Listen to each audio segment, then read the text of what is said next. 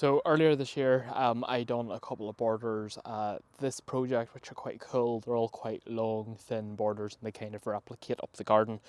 And I said I would call back in October for when it was time to put the bulbs in. So obviously we're in October. It is time to put the bulbs in, and I have all my different types of bulbs here. There's loads more than this, but sorry, this is for demonstration purposes. This will make sense in a moment. There's different types of bulbs here, and there's a large quantity of each type of bulb.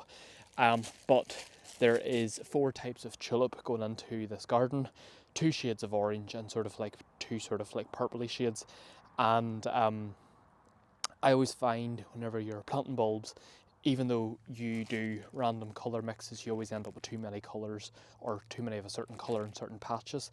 And then when you're trying to do bulk colours over a larger space, you get heavier saturations of one colour in one particular spot, etc.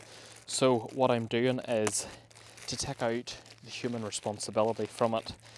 I am putting all the tulips back into the box they came in, but I am completely randomising them.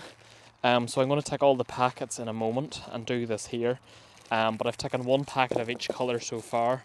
I'm throwing them all in, and then I will just jumble them around in the box. Basically like the National Lottery, but for tulips. And therefore I'll have no idea which colour a bulb is which. And then it will remove the human sort of error of trying to process which colour is where, and did I plant this one here and this one here, and is these two too close, because then it will be truly random. And this is a tip that I would recommend to anybody if you're trying to get a really natural look in a space, or you don't want too many colours of a certain colour near each other. Randomise them like this, and that way you've no thought process during it.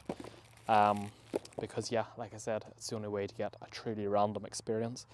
So shuffle them around, and I'll do the rest and we'll see what happens.